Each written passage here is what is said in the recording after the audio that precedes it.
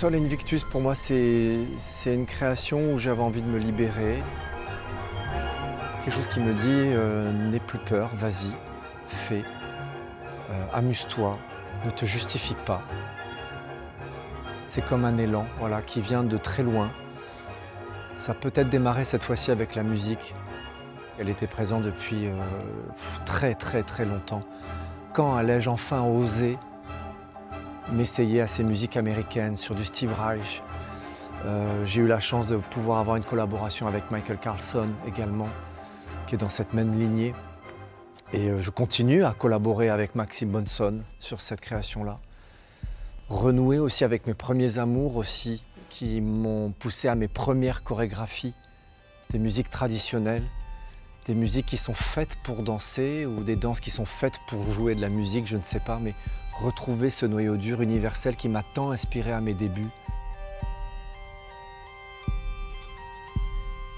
J'ai fait ce choix de mettre en scène un rite pour rappeler des jours meilleurs, refaire venir la lumière, refaire venir le soleil, nous éclairer. J'ai l'impression que l'obscurantisme n'est jamais très loin. Je suis convaincu qu'on peut changer les choses, nous artistes, qu'on peut y contribuer véritablement. Il ne s'agit pas pour moi cette fois-ci d'être un simple reflet de ce qui se fait en ce moment, de ce qui est à la mode, mais véritablement de prendre la parole comme un acte de résistance.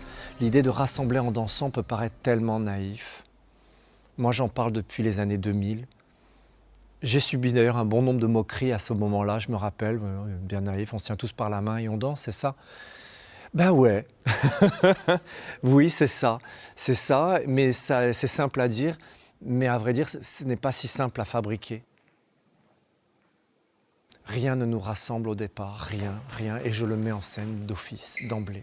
Les danseurs sont là, ils ne sont pas là ensemble, ils arrivent au plateau, ils déferlent.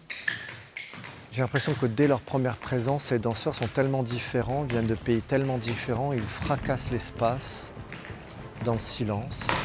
Il y a une effraction comme ça de l'espace et du temps. Et puis d'un seul coup, il y a une urgence, et c'est là que je convoque cet espoir. Ce soleil invaincu, ce soleil invincible, c'est peut-être cette histoire de vie que nous devons convoquer, dont nous devons nous rappeler pour pouvoir peut-être vivre ensemble enfin. C'est forcément une quête un peu naïve, un peu une quête d'absolu, mais voilà, je crois que j'ai voulu jouer à l'alchimiste et essayer peut-être le temps d'une heure, dire que on y est presque arrivé. J'ai fabriqué cette pièce, très honnêtement, comme si c'était la dernière.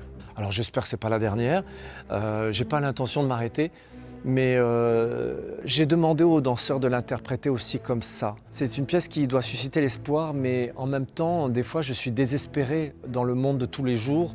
Quand je vois l'actualité, je me sens tellement démuni, désarmé, et je me dis, mais moi, il me reste quoi? Je n'ai que la danse, et c'est peut-être désespéré, mais c'est la seule chose que j'ai. Et donc je dis à mes danseurs, dansez comme si vous alliez mourir demain, comme si on était dans une sorte de fin du monde, mais c'est pas grave.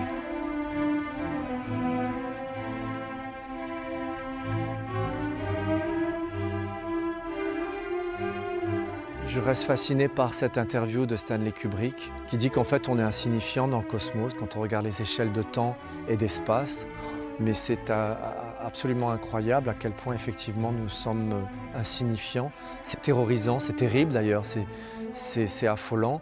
Et en même temps, il faut y trouver du sens. Voilà.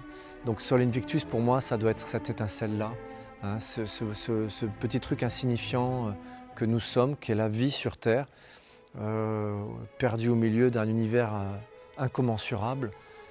C'est ça, c'est ce geste désespéré de dire que nous sommes là, que nous sommes vivants, voilà, et qu'il y a quelque chose à célébrer quand même pour donner du sens.